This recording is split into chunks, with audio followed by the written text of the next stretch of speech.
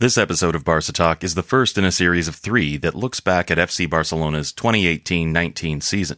To hear the other 2, support the show at Patreon for just $5 a month. We have a link in the show notes, or go to patreon.com/BarcaTalkPod. That's patreon.com/BarcaTalkPod, all one word. All right, let's start the show.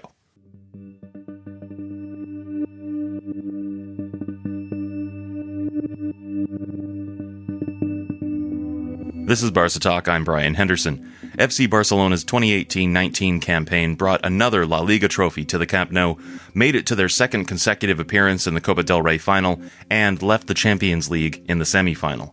This is a special series that'll look at each of these competitions. We've assembled a panel of journalists to comment on the good, the bad, and everything in between from last year's campaign. Today, the Copa del Rey. There is still something really kind of romantic about the Copa del Rey, given the fact that it's right at the end of the season. It tends to be between, obviously, massive teams. It kind of a hark back to a different time. That was Robbie Dunn. He's an Irish sports journalist who covers La Liga and writes for AS, among others. You'll be hearing more from him later. Between the pressure of the La Liga marathon, every week looking to win points, and the high-stakes nature of the Champions League going up against the best in Europe, the significance of the Copa del Rey has diminished since its foundation in 1903 as the Spanish championship. First, it was relegated to secondary status by La Liga when it started to crown the champions of Spain in 1929, and in the 50s, the European Cup began and gained prestige and money for the clubs in the competition.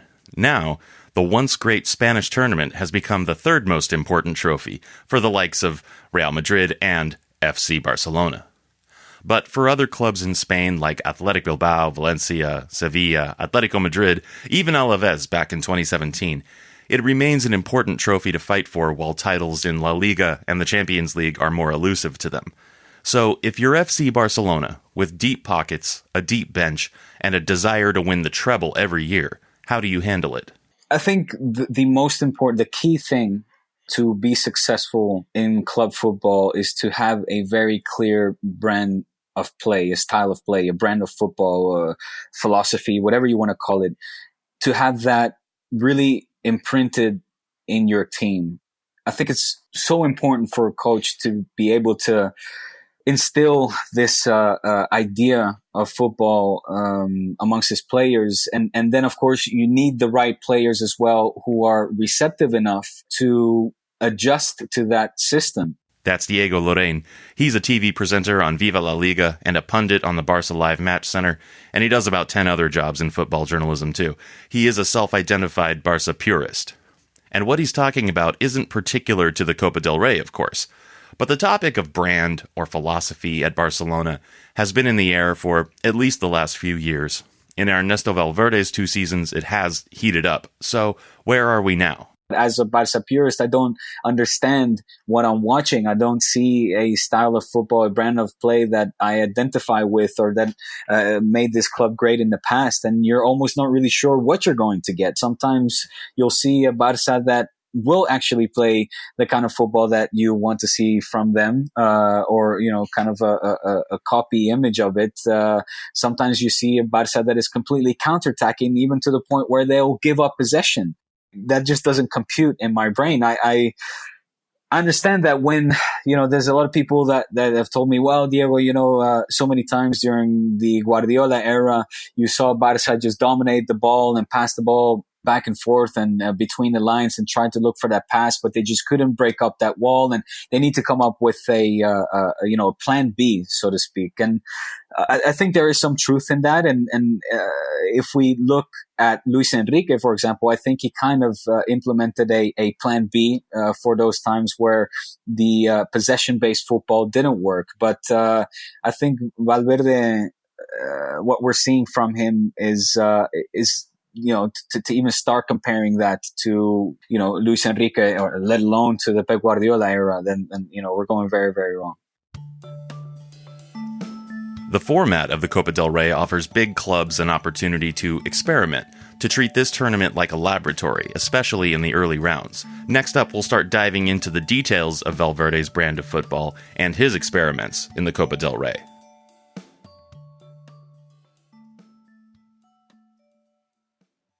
After the second, third, and fourth division teams have duked it out in the qualifying rounds of the Copa del Rey, whittling the field down from 83 teams to 32, FC Barcelona enter the competition.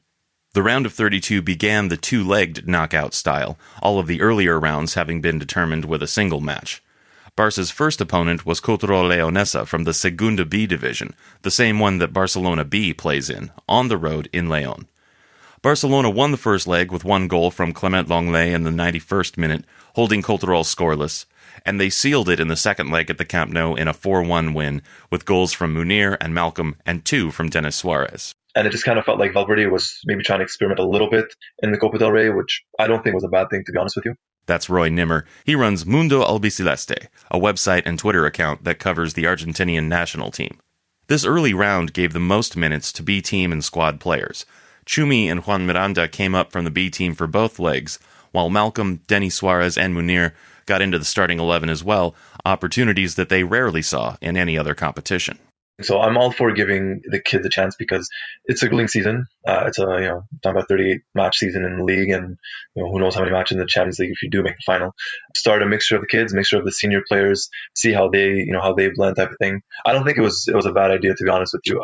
Valverde gets a lot of stick from a lot of people, myself included, but that's not one where, he got that wrong. No, at all. I thought he did a formidable job, at least in the Copa del Rey, at least in the early stages. The round of 16 against Levante wasn't much different, though it was a big step up from a third-tier team in Cultural to a rival that ended La Liga in 15th place in Levante. The squad had changed with the loans and transfers of Munir and Denis Suarez. The starting 11 had more marquee players, with Coutinho joining the front line. He scored the only goal in the first leg on a penalty kick. This was also the debut of Jason Murillo at centre-back, on loan from Valencia. It was the first of only a few appearances for him. The first leg was a disappointment, losing 2-1 to Levante. The one who suffered most from it, though, was Juan Miranda. The young left-back was presumed to be a suitable backup for Jordi Alba on occasion at the beginning of the season, but after this loss he was not to be seen in any more first-team matches for the remainder of the season. Here's Robbie Dunn again. So when you look at that game against Levante, that lineup never played with each other before. Miranda, Murillo, Chumi and Semedo at the back, they had never played with each other before in a competitive game. And then Busquets, Aleña, Vidal, there is some experience there, but they're almost thrown in just to kind of keep this, and I don't mean facade as in there's anything fake about it, but just to keep up that little bit of experience just in case things get tough. So it's not a brand new 11 that you're trotting out. But these players have never played with each other before. Malcolm, Dembele and Coutinho up front. I mean, these guys, and then what happens is that there's so much pressure on them at that point because they know the chances are so few and far between that they mess it up. They get inside their heads and then all of a sudden they don't know what to do. They freeze on the big stage. The second leg at the Camp Nou went better, Barcelona dispatching Levante 3-0 on 2 goals from Ousmane Dembele and 1 from Lionel Messi. And this was the pattern that emerged in this tie and continued through the semifinal. As Roy Nimmer put it, maybe it's a matter of, we've taken it for granted, a matter of, we'll make the final somehow, some way, and it's fine. That was a strategy for much of the Copa del Rey, the early stages in terms of let's give the kid a chance, see how it goes. And when it didn't work out, the second leg, he went for the big names, the Messi, the Busquets, Suarez, and whatnot. The quarterfinal was just the same, if not worse, as the round of 16. Going up against Sevilla, the tie began with a 2-0 loss. The lineup was fairly strong, though the attack had no teeth, with Boateng, Malcolm, and Carlos Aleña serving as the front line. You had Boateng starting along with Aleña. It kind of showed the lack of depth, at least up front in attack. If Suarez isn't there, and already Suarez didn't necessarily have the best of seasons at times, the fact that Suarez wasn't there and Dembele was injured, well, they kind of went with Boateng up front. And, it kind of makes you think, well, all right, maybe if there was someone else, it could have been better. With Miranda in the doghouse, this was also Valverde's first attempt to rest Jordi Alba by putting Nelson Semedo, a right-back, in the left-back position. And staying true to form, Barca came back in the second leg, this time with Messi, Coutinho, and Suarez forming the attack, to knock out Sevilla in a 6-1 win at the Camp Nou.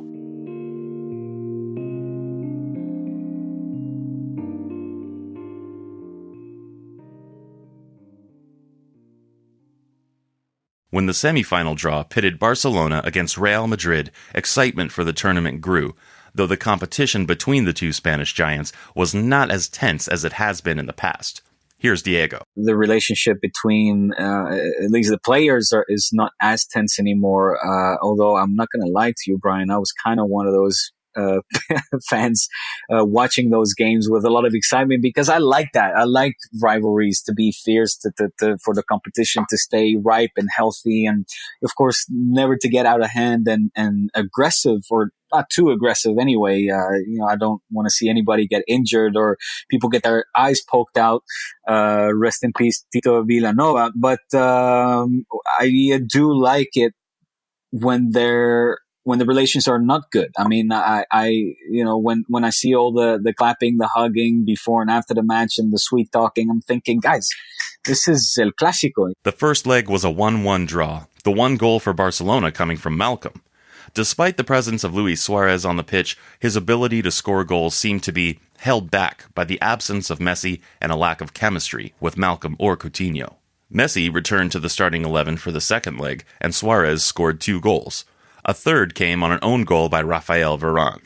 Real Madrid were held scoreless, and Barcelona moved on to the final on a 4-1 aggregate score. Everything was looking up. You thought that this is their season. They're going to go and win it all, aren't they? Beating Real Madrid at home, you really felt like this was going to be their year. The semi-final was in February, when the league was still up for grabs and Barca were in the round of 16 in the Champions League. By the time the final rolled around in late May, Barcelona had already won La Liga, and the agony of getting knocked out of the Champions League by Liverpool was still a fresh wound. There is a correlation there between that Valencia loss in the Copa del Rey and that Champions League. They just absolutely heads dropped after that Liverpool game. Suarez was out already, having gone in for knee surgery just after the Champions League loss, and Dembélé had been injured earlier in the month as well. Apart from Messi, the lineup had no threatening forwards in the starting lineup. Valencia scored 2 goals in the first half, and while Valverde attempted a positive move at the beginning of the second half, putting in Malcolm, Barca could only manage 1 goal for the remainder of the game. Valencia won the cup, and Barcelona's season ended with 1 trophy, when just weeks earlier they appeared to be on track for a treble. But everything can change in the final weeks. The big issue in this tournament had to do with the secondary members of the squad. The boys from the B team, the guys who ride the bench more often than not. They all have a hope of getting more time on the pitch in La Liga, maybe Champions League, or at least to carry on in the Copa del Rey. The only players in the final who were also in the first match in the round of 32 were the goalkeeper Silicen and Semedo, and he was subbed off in the second half of the final. If Dembélé had not been injured, maybe he would have been there. There was a lack of integration of these players into the overall squad, and they were replaced with ease at a moment's notice. That must affect how they play. A good chance for some of the younger players to get some playing minutes with the first team. Not enough, in my opinion. There was not enough continuity shown for these players to really have a serious impact. Therefore, the kind of haphazard-like matches where Barca either lost or had unconvincing wins. And then for the home matches, I kept reiterating, I was like, let them play again. Let these guys play again. Let them prove themselves, for crying out loud. We have suggested on Barca Talk that perhaps the Copa del Rey would better serve the team in the long run if these players were given more faith and more minutes in the Copa del Rey, even if it means exiting the competition earlier. I would be on board. I would fully agree. Even if it means a first round elimination, honestly, so be it. If it means strictly La Masia players, I'm all for it, not a problem. But I would definitely use Copa del Rey as a launching pad, so to speak, or at least a transitional board between the B team and the main team.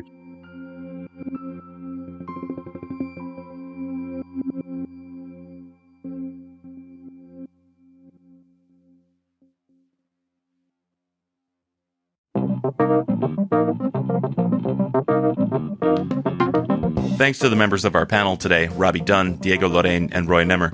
You can find them all on Twitter, and we have links to their Twitter accounts in the show notes. This has been a production of Barca Talk, written and produced by Brian Henderson with Gabriel Quiroga, music by Brian Henderson. Subscribe to the show on your favorite podcast app and listen to new episodes every Monday of the season. If 1 episode a week isn't enough for you, support the show on Patreon and get 2 shows a week commercial-free. For just $5 a month, you'll get 2 regular episodes a week and access to all our special episodes, including the other 2 in this special series and our new Legends series. Visca Barca!